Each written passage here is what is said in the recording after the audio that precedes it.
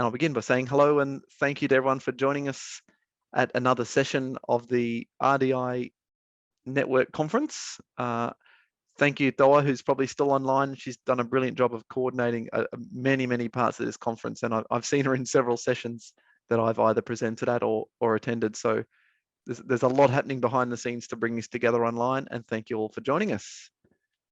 This is session number 55. There's a lot of sessions in this conference. There's a lot of great conversations going on. And this conversation is around the impacts of degradation on island ecosystems. That is certainly a very important issue right across the Pacific and Southeast Asia, and certainly one in which we really want to take a futures perspective. So I think it's very relevant to the conversations we're having at this conference today and yesterday.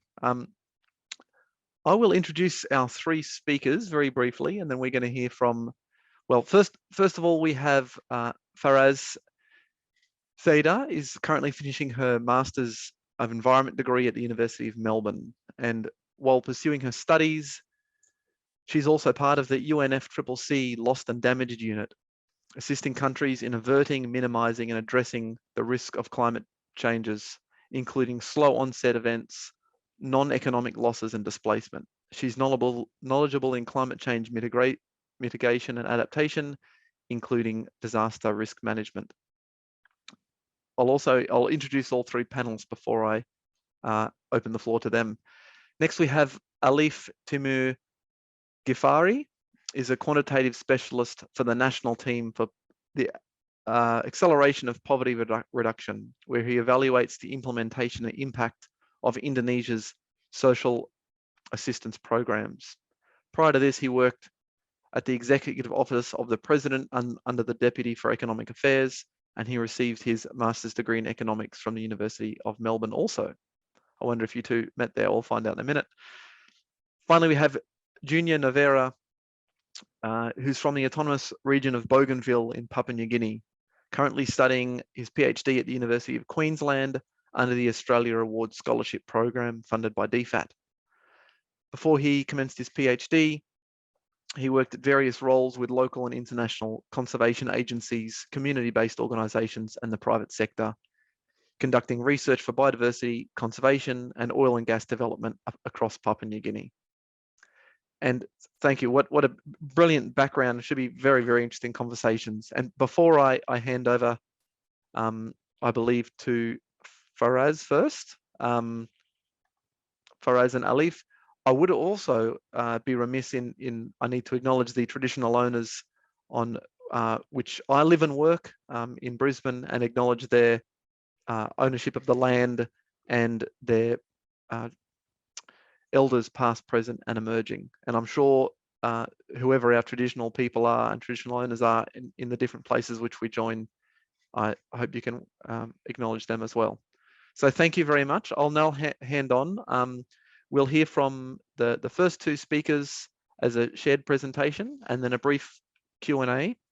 And then we'll hand back over to Junior for his presentation, another Q&A, and then we can open the floor more broadly. As we do this, please don't hesitate to put your questions in the chat so that we can pass them on to the participants and the presenters. So thank you very much. Over to you.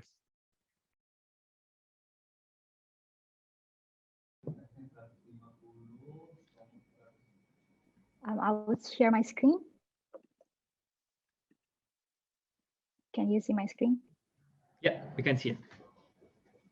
Okay. So hello, good day, everyone. I am Farraz, and my colleague Ghifari, Alif. Today, we would like to present about the mangrove ecosystem in Indonesia, linking livelihoods and disaster risk reduction in coastal area of Java. So here are the outline of our presentation today. We would like to begin with introduction of mangrove ecosystem and its importance to the whole biodiversity and ecosystem. Then we following on with research question, and we would present our case study of Sumeneb and Surabaya. We would look at the factors that affects mangrove ecosystem degradation at these two cities, and we will closing with our recommendation for mangrove rehabilitation as well as alternative livelihoods. So I would begin with introduction. The rapid sea level changes resulting from climate change impacts has created a higher sea level rise across Indonesia's waters. And this has also increased the risk of coastal flooding and inundation up to 37% nationally. And there are at least 20 occurrences of tidal waves between 2020 and 2021 in Indonesia. And the projection also shows that by 2030, 72% of coastal flooding risk is concentrated in the most populated island of Indonesia, Java. Mangrove ecosystem holds an important part in disaster risk reduction by providing barriers to storms, absorb the waves, as well as protect coastal land from abrasion and tidal waves. In addition, mangrove ecosystem also prevents sea water intrusion to the coastal land and aquifer. The degradation of mangrove ecosystem can create a significant impact to the whole ecosystem, especially to the land nutrients and water quality, as mangrove acts as a mud retention and absorb pollution on the surface water. And thereby, the destruction of mangrove ecosystem would affect people's livelihood because of the positive relationship between mangrove ecosystem and the whole biodiversity, which fisheries is one of them. It also limits the livelihood options due to degrading coastal ecosystem. However, sadly, aquaculture was found to be one of the primary drivers for mangrove ecosystem degradation across Southeast Asia, which Indonesia is one of them. Those in this presentation, we would like to ask about what is the actual impacts of mangrove ecosystem degradation to coastal flooding, and what are the factors that contribute to mangrove ecosystem degradation, and what can be done by the government and the community to mitigate this mangrove degradation. And as well as we would like to present an alternative source of livelihoods for coastal communities. With that, I would over to you, Alif. Okay, thank you, Farraz. Next, please. In our paper, we looked at two areas, basically two cities, which were both located in the province of East Java. So first of all is the Regency of Sumeneb, where the majority workers in Sumeneb works in agriculture and aquaculture as fishermen, farmers, and animal husbandry workers, and 80% of land in Sumeneb is used for agriculture. So they're really reliant on agriculture and aquaculture in that area. And around 20% of individuals in Sumeneb lives below the poverty line. And in Sumeneb, around 93% of sub-districts in Sumeneb lies in coastal areas or areas that borders the ocean. Next, please. All right. The second city, which is Surabaya, is the capital city of the province of East Java and is the second largest city in Indonesia. And the majority of workers in Surabaya works in the manufacturing sector and services sector. Only under 1% works in agriculture or aquaculture. And around 5% of residents in Surabaya lives below the poverty line. Around 77% of sub-districts in Surabaya either lies in coastal areas or have areas that borders the ocean. Next, please. Okay, so for this paper, we use data. We mainly use data gathered from the 2018 Potensi Desa Survey, or the PODES, to capture data on mangrove quality in the area, high tide occurrence, and coastal flooding occurrence in the village and sub-district level, as well as infrastructure data. And so this PODES survey is a census of all the villages in Indonesia, and it captures a wealth of information on every village, including data on infrastructure, environmental conditions, health services, and socioeconomic data in those villages and sub-districts. And we also use shrimp farming data from the Department of Farming and Fisheries in both Sumeneb and Surabaya to know the type of shrimps that were harvested and the amount of shrimp fished in those two areas. Next, please. So let's begin by looking at the mangrove conditions in those two areas, in those two cities.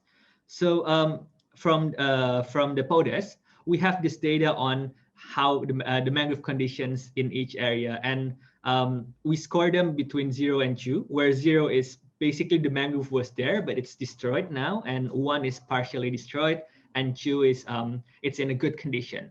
And so you can see that on the horizontal line on the x-axis.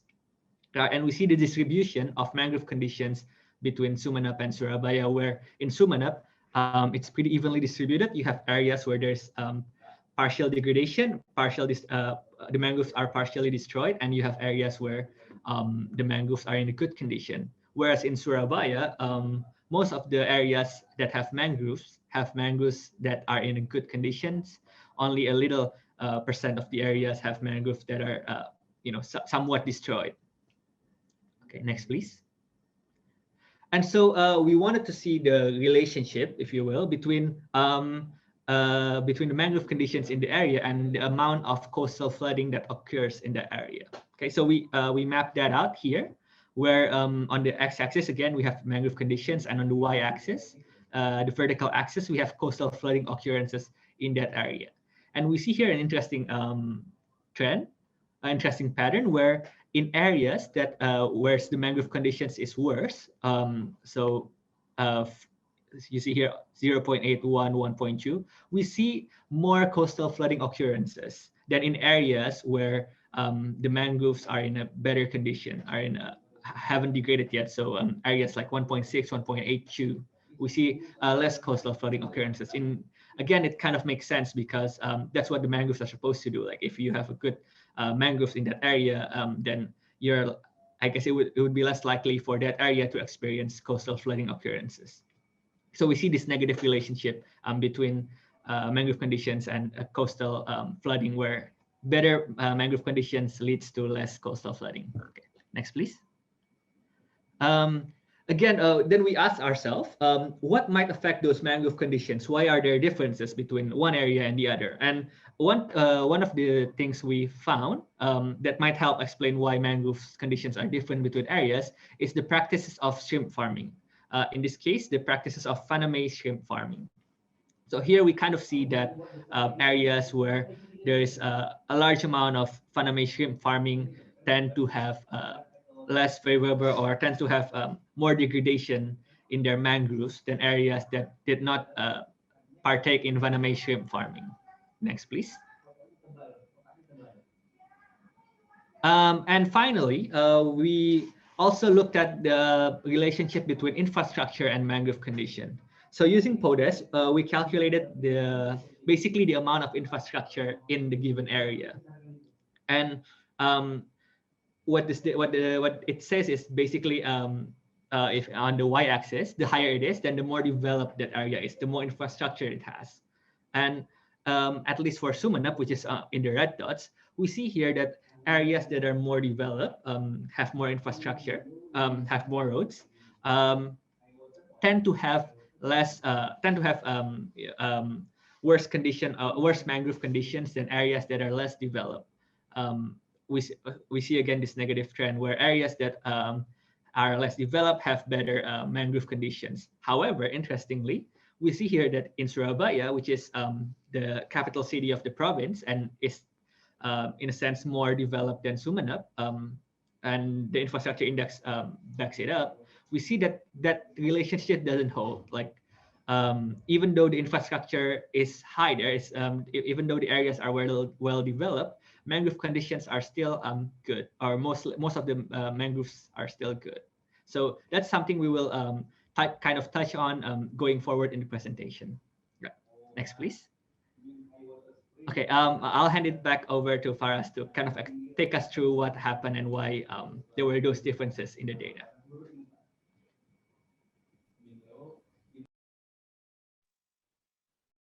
Thank you, Alif. So we observed that these two cities farm a different kind of stream species. First one, if we look at the table, Sumeneb, where we find most of mangrove ecosystem degradation happen, are dominated by Faname shrimp farming, or often called as white shrimp, while Panos monodon or tiger shrimp is exclusive to Surabaya. So if we look at the comparison of origin between these two species, Faname is an alien species as they are native to the East Pacific Ocean waters. Thereby, introducing them to the Indonesian waters could disturb the natural ecosystem and biodiversity that would also affect the mangrove ecosystem in long term. In contrast, tiger shrimp is native to the Indonesian water, although they need a significant amount of food to increase the yields. As we can see the factors that influence the yields of Faname shrimp, we can see that medicine is one of the highest factors that influence the yields, as Faname shrimp is very prone to disease outbreak. In addition to that, Faname shrimp also has a shorter period of culture that might also contribute to worsening the mangrove condition in Sumeneb relative to Surabaya that farm tiger shrimp. Another factor that contributes to the mangrove ecosystem condition is the government's commitment in policy and planning, shows in their regional and long-term development plan. As we can see here on the table, the Sumeneb's government doesn't have a specific information or risk mapping of areas that are prone to coastal flooding. So coastal inundation and tidal waves are classified as flooding. Therefore, it is hard to distinguish and specifically implement a targeted mitigation action to address coastal flooding, because they don't have the data simply of what areas are prone to coastal flooding. In Sumeneb, only 31% of coastal areas did rehabilitation, while in Surabaya, it's around 57% of areas did mangrove rehabilitation. If we look at the development focus here, Sumeneb and Surabaya also have a very different focus of development. Sumeneb is very focused on providing basic infrastructure, such as electricity access, bridge, road, and residential housing. While if we look at Surabaya, Surabaya development has already included ecological approach, focusing more on the sustainable development, improving the quality of urban settlement. So we see that these differences in the government approach and how they look disaster risk reduction and mangrove rehabilitation might help explain why mangrove ecosystem in Sumeneb are much worse than those of Surabaya. With that in mind, we would like to propose several recommendations going forward. First one is to do mangrove rehabilitation through a zoning system. So introducing a different policy for mangrove rehabilitation to guide the implementation of mangrove conservation and rehabilitation in cities. A second one is to involve community throughout the process. While mangrove rehabilitation obviously would need higher level of commitment from the government, the involvement of community is a very crucial thing for a successful ecosystem improvement. The second one, we also would like to propose alternative sources of livelihoods. Although shrimp farming may look like it has low impact on mangrove degradation as shown by tiger shrimp in Surabaya, we recommend a diversification of livelihood, as shrimp production in long term would create a cumulative effect, such as resulting from waste and pollution that caused by shrimp farming. Those we would like to propose ecotourism that also have been done in several parts of coastal areas in Indonesia. Another study in Vietnam also shows that access to timber market for coastal communities also has improved the level of engagement for mangrove rehabilitation, while also maintaining the source of livelihood of the community. However, the mangrove needs to be at least 10 years old or older to ensure the sustainable mangrove plantation.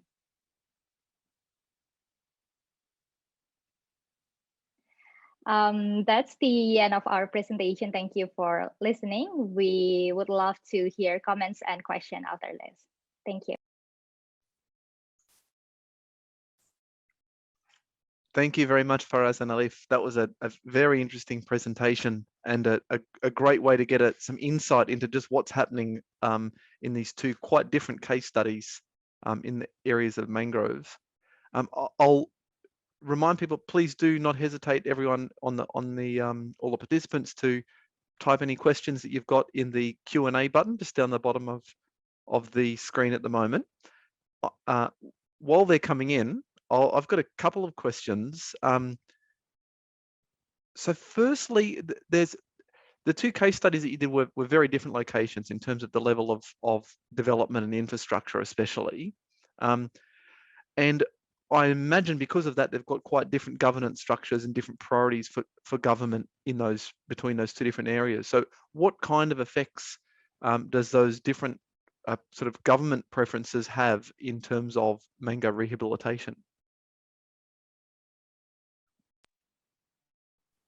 Yes, I think what happened with Sumeneb is much smaller cities compared to Surabaya. As Alif mentioned, Surabaya is the capital city of East Java province. So you can imagine, like, they have higher budget, higher capacity of the government officials, and that would eventually lead to their commitment and their capacity in doing disaster risk reduction or any mitigation actions in terms of coastal flooding.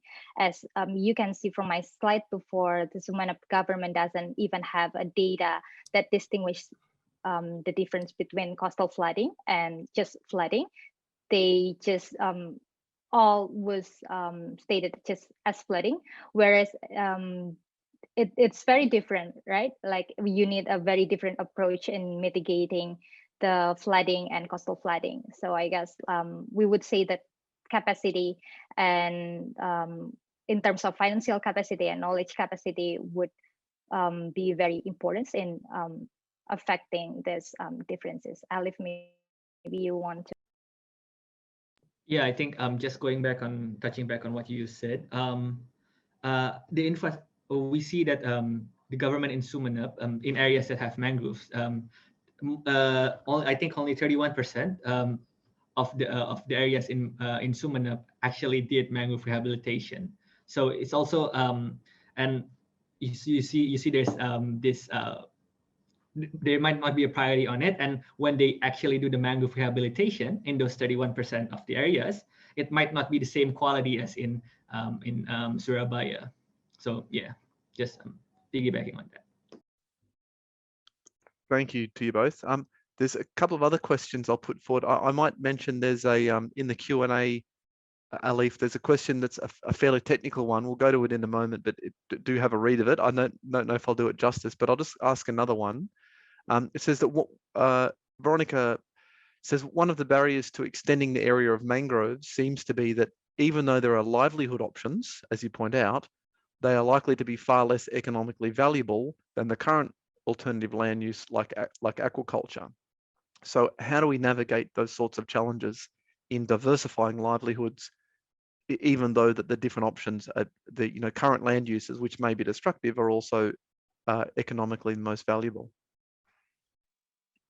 Yeah, I think that's right. It's one of the most prominent challenges that happen in the government level. And obviously, we want to say that the higher budget that the government has and the higher knowledge capacity and higher commitment would plays a big part in this, because like community-based adaptation of community-based mangrove rehabilitation happens a lot in a lot of places in Indonesia. However, to sustain the efforts obviously would need government support in it and government buy-in. I guess like some parts of Indonesia, they're successfully shift from aquaculture to ecotourism. But then when we talk about ecotourism in time like this, it would be hard for people to go around and travel, and that would also very prone to like shock and stresses when we talk about the pandemic situation like this.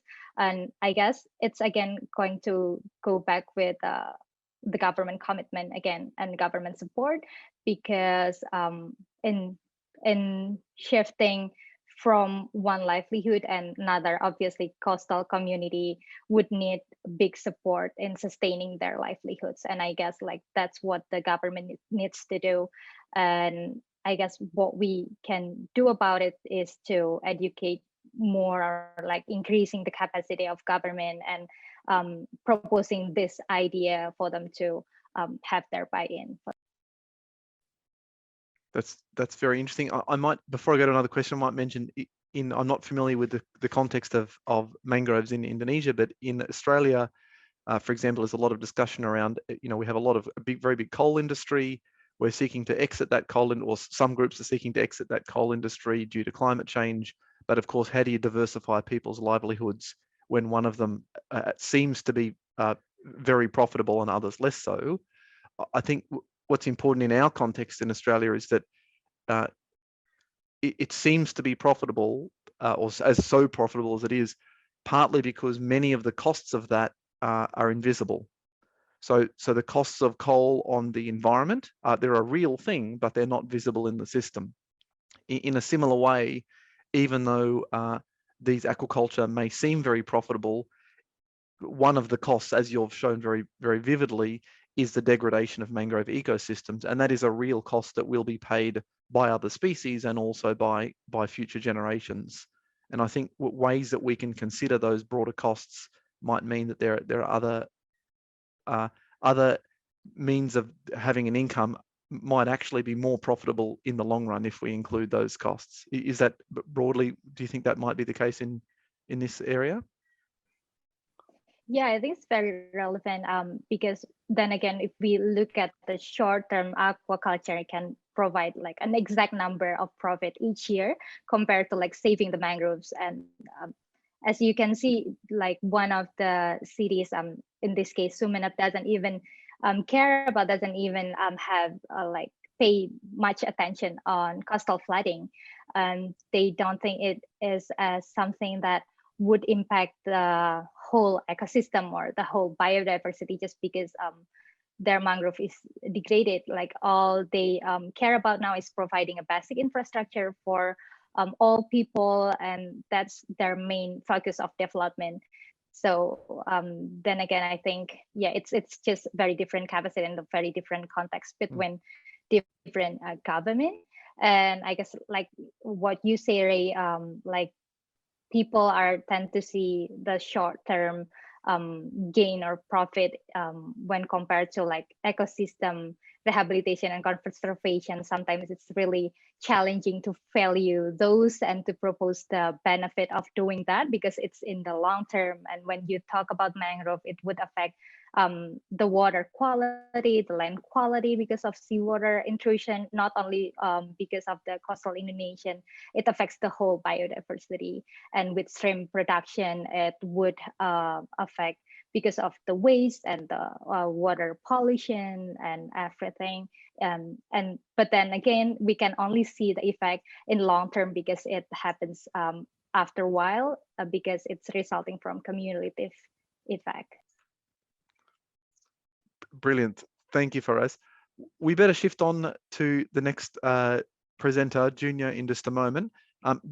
Do continue to put questions and answers or questions rather into the Q&A down the bottom, and Farraz and Alif can respond to some of them in text, and if we have time at the end, we'll get back to some of them.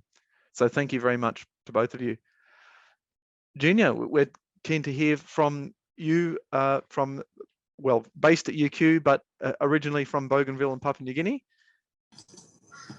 I'll hand over to you. Take it away. Thank you. Yeah, I'll just do this. Oops.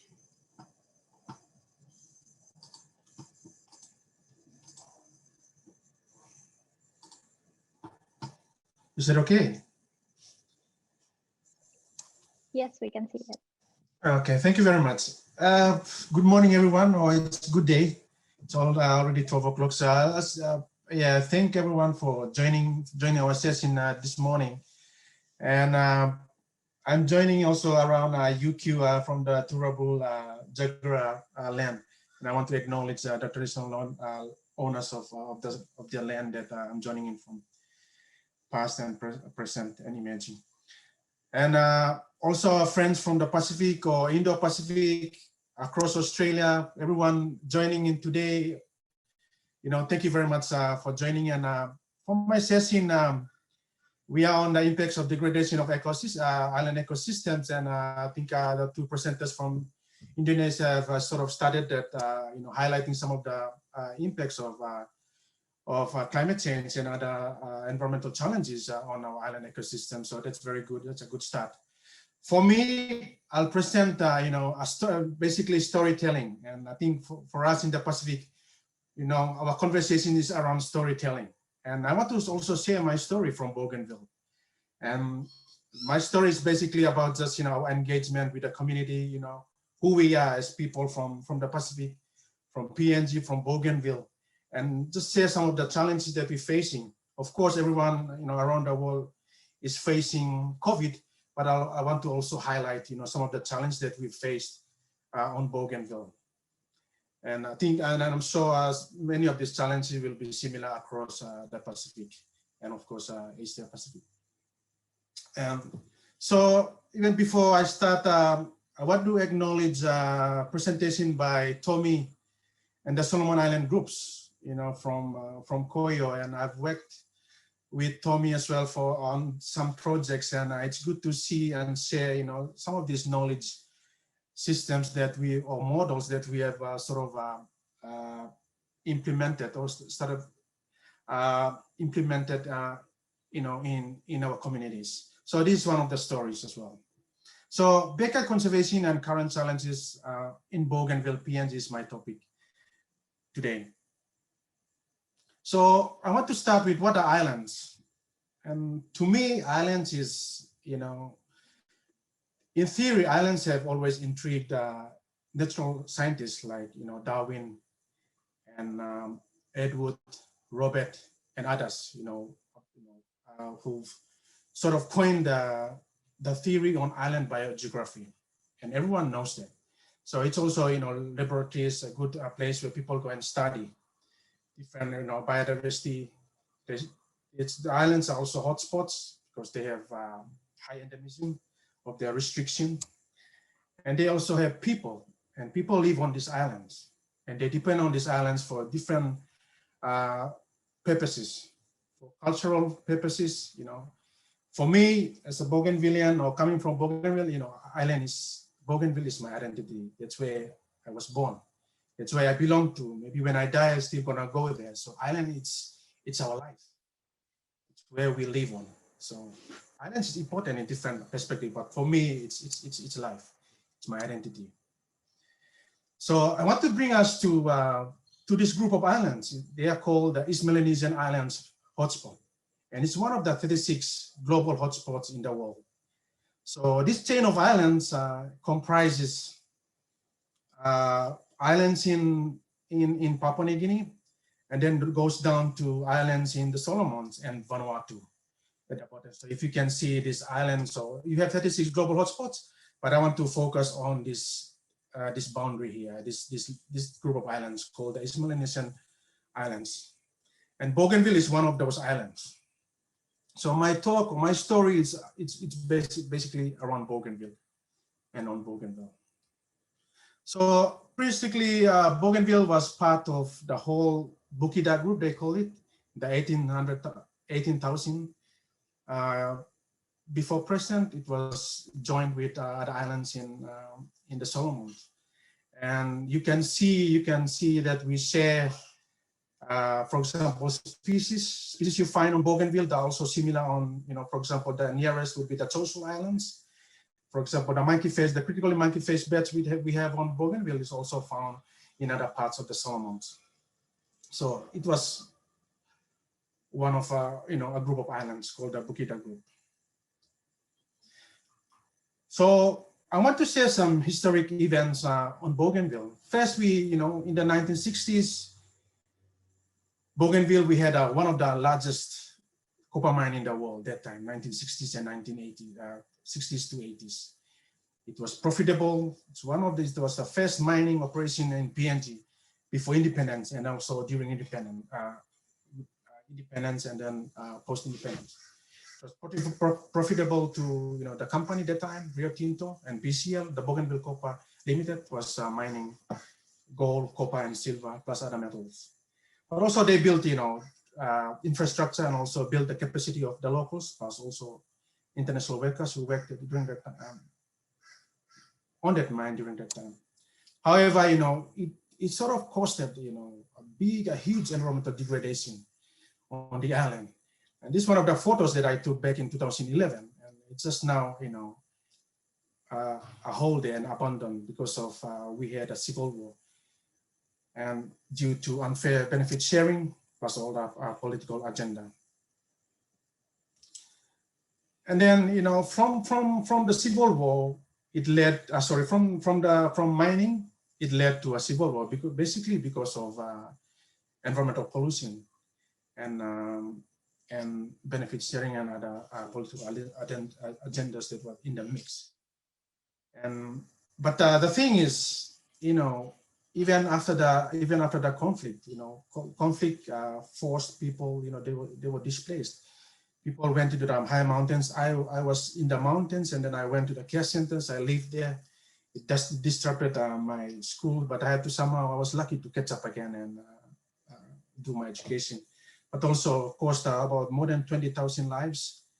And one of the things is that the permanent environmental damage it's just there, even though the mining left or the mining ceased, but the environmental damage is still there, and we are faced with, and it's one of the ongoing challenges that we face today on Bougainville.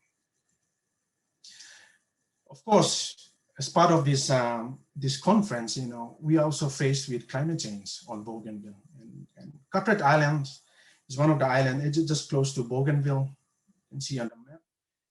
And it was this group of people, or these Bougainvillians, were one of the first people to relocate, to resettle on mainland PNG, and they started that journey in 2001. And I think 2007 they started moving from that small island to mainland Bougainville. So they were some of the first people to relocate, just basically because of climate change and impacts. Luckily, some of the bottom photo there shows a recent visit just 2 months ago by leaders. They want to sort of profile or raise again why these communities on these small islands are important. And I'm sure this story is same as well to other smaller island nations in the Pacific.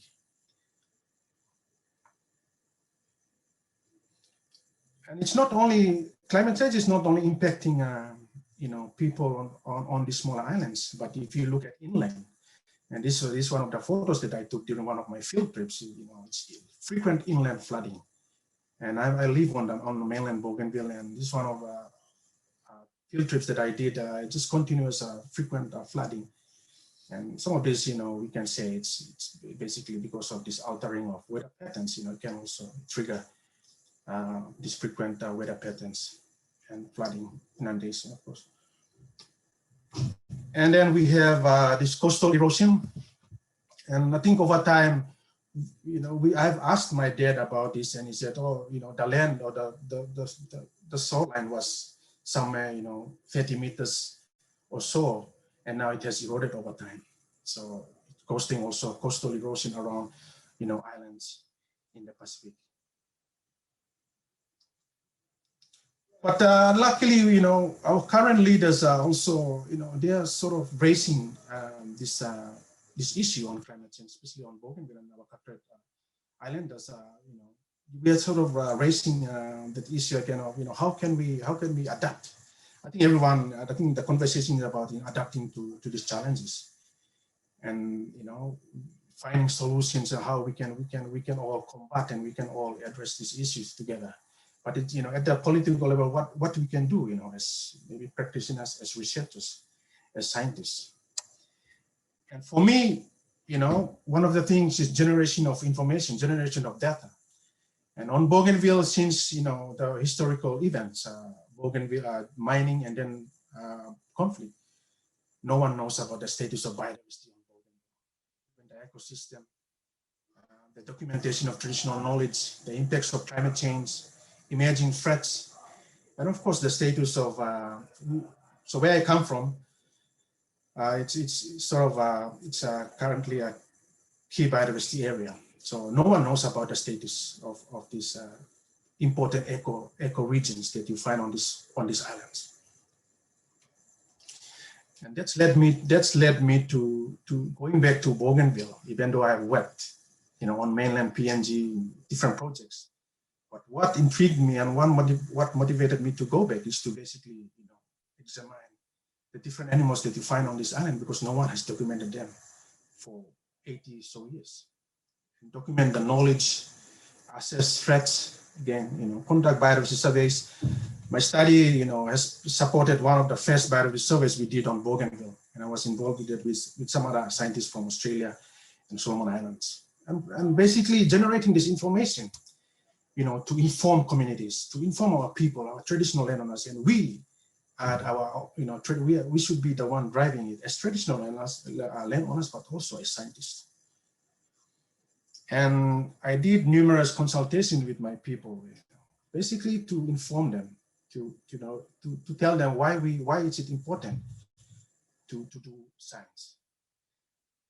Coming from a traditional community, a society, we have this requisite knowledge of our tradition, of our cultural knowledge.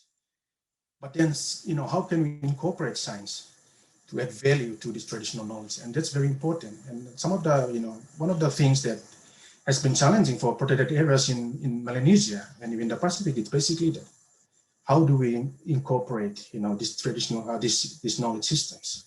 So, I had to drive these community consultations, just to include our people and raise this awareness of why our land is important in terms of biodiversity.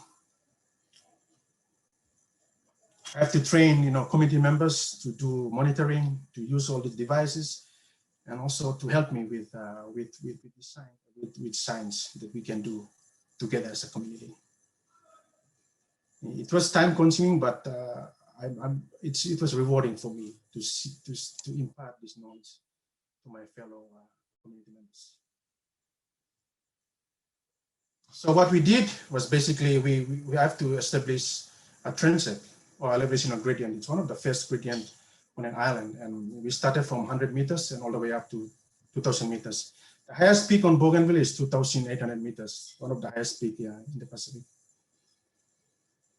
And from these surveys or from this scientific research, for example, these are the two species that we found they're found on Bougainville.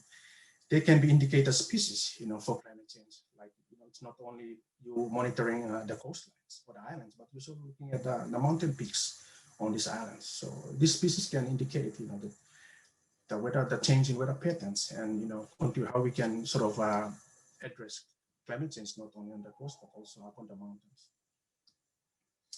But my talk is about as well this backyard conservation framework, and I've seen models in the Pacific, like how do we incorporating trying to incorporate traditional knowledge and science, but how do we do it? And one of the things I see is that because in the Pacific, including PNG and Bougainville, more than 95% of the land is under customary tenure, and that has been the challenge. So I believe that training, local landowners like us about science, we can achieve this. That's why I've been developing this framework, or customizing this framework to sort of how can we incorporate or integrate these two approaches. And basically incorporating, training local landowners who can be scientists themselves, who can be leaders in their community, and go back and do conservation in their own traditional land. And I think Koyo in the Solomons are doing the same thing. It's basically about the backyard conservation, incorporating science and traditional knowledge. Why I say backyard? For me, backyard is not only about traditional land. It's not only about the immediate surrounding around the house. To me, backyard is the secret site, the invisible, sites, belief, so it's a different zones of management of zones that people use, the different user zones that we have, for example. So this is basically a diagram of my village. So zone 1 is basically, the house, the livestock, the fruiting trees, maybe the houses, the schools. But also zone 2, you find like a peripheral zone where you find the different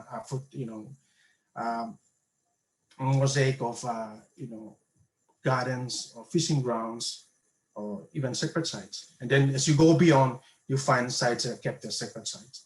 So we can incorporate, backyard conservation just in 2 ways. To how can we maneuver through these different pockets of zones or regions that we can do conservation on.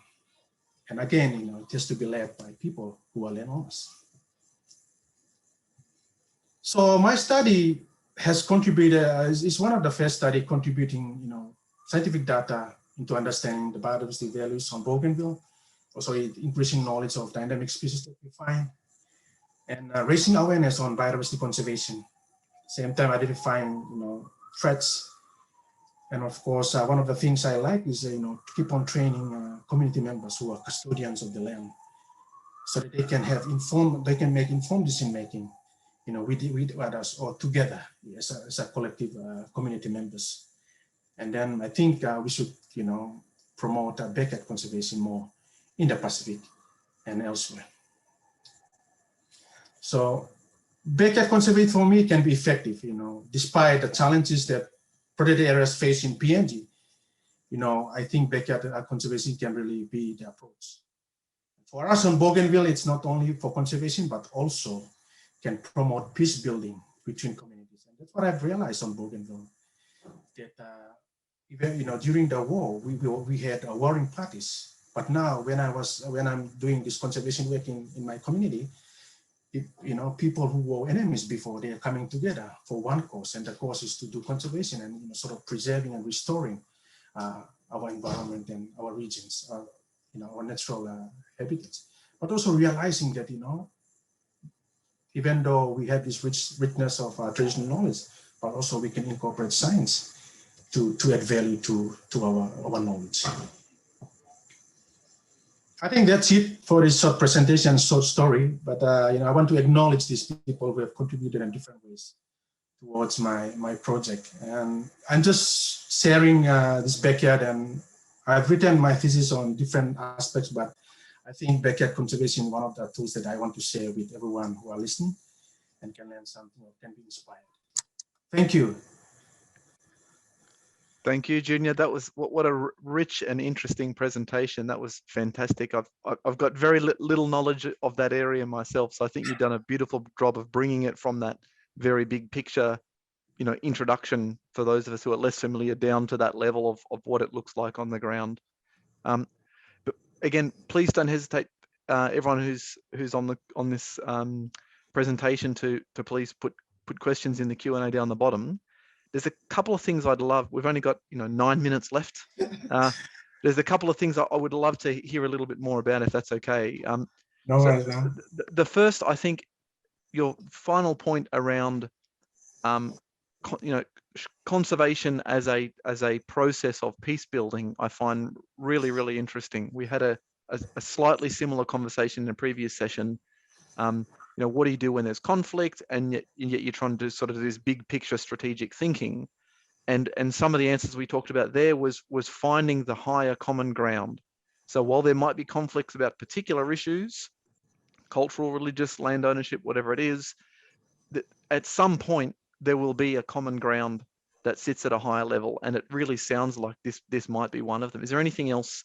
There'll be other questions afterwards. Is there anything else that you want to share on what that process looks like and why you find that a valuable path? Yeah, thank you, Ray, for that question. Yeah, I was listening yesterday to this one of this roundtable discussing on conflict as well, and motivated me to say about this work I've been doing, and I didn't realize that what I was doing gonna sort of lead to peace building.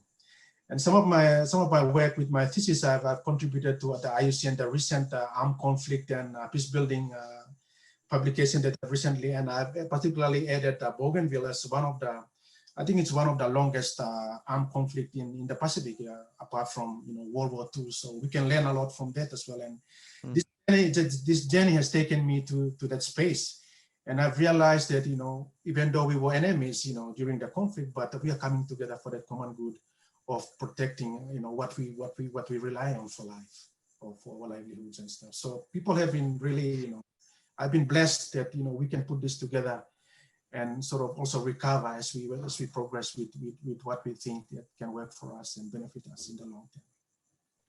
That's brilliant.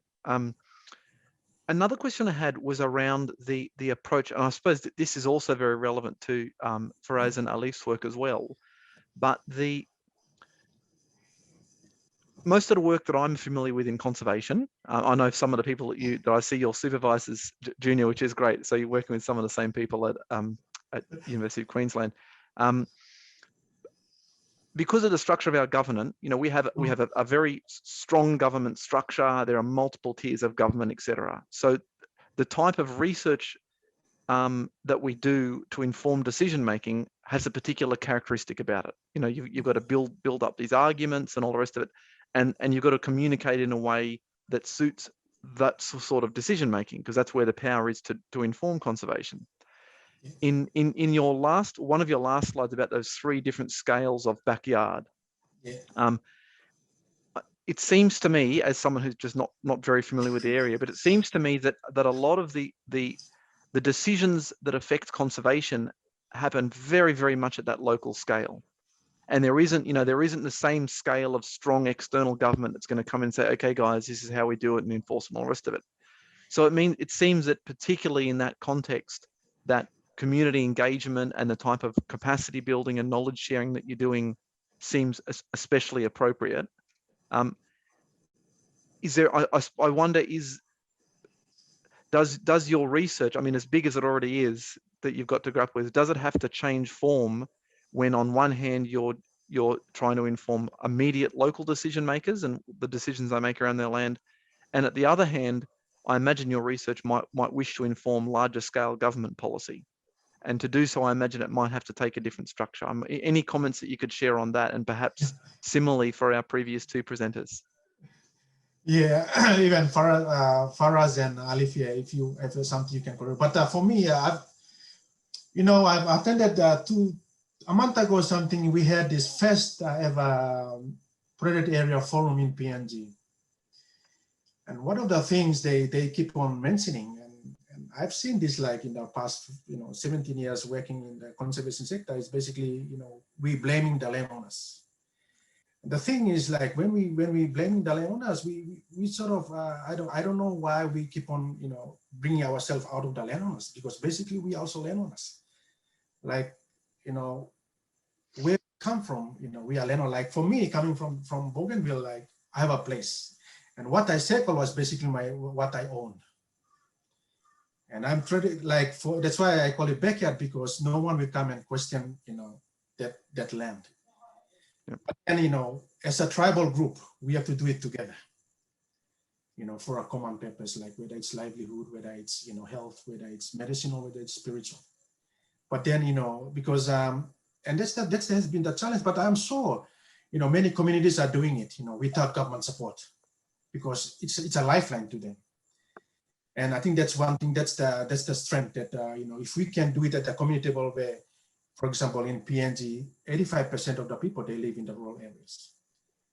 And they have this richness of knowledge, but then also we can add value of, for example, science into advancing that value system they have. For example, on Bougainville, we hunt these critically endangered species without knowing that they are critically endangered. So after me conducting this research, they realized, oh, this monkey-faced bat we've been killing, it's a critically endangered species in Bougainville. Now they have stopped. So you see, so it's basically about science informing the trade, because they all, for example, they be valuing invasive species like feral pigs. But if you can add critical endangered species, for example, with the cultural species, we can find the balance there. And I've been telling them, keep on hunting the pigs, and let's keep the monkey-faced bat. But I think going back to you, it's about like scaling down to the community and then bringing it up as well to the provincial and the national government. That's brilliant. In the last 3 minutes, I might just pass over to our other two presenters and see if there's any comments they'd like to make on that. But thank you very much, Junior. Yeah, I think I just want to echo my appreciation for Junior and the presentation. I think it just show how powerful community development or community-based adaptation and community-based conservation of environment. And I think it just show that the bottom-up climate adaptation as well and conservation management is very important in many parts of the world when the top-down government approach is not working well. Like what I see on the Q&A as well, like we don't need to wait the government to act. It can start within the community and scale it up to higher level, like what Junior said. Thank you. And I just spotted that a brilliant question from Veronica as well. She said, you know, this type of work reminds us about how much we don't know, but at the same time, you know, while there's this desire for more data and information, we certainly can't wait until we know it all. You know, we're never going to know all of it. We need to have that process of taking action immediately on critical threats and then learning as we go and continuing to build up that knowledge. And I think it's a tricky challenge for all researchers to do. Yeah. But anyway, we should probably in the last 1 minute, thank you very, very kindly to all three of you. That was a very, very informative talk. Thank you to our many, I think we had up to 30 or 40 participants at one point. Thank you for everyone for joining in. And I do wish you all the very best with the rest of the conference going forward and your research and practice. Yeah, thank you, Ray. And yeah, anyone wants to contact and let me know. Yeah, please do reach out to our panelists and look them up on the Hoover app so you can see their bios and ways of getting in touch. Thanks, man. Thank you. Thank you, everyone. Thank you Thank all. you, Ray. Bye-bye. See you later. Thanks, Thank you, Junior. Farraz. Bye.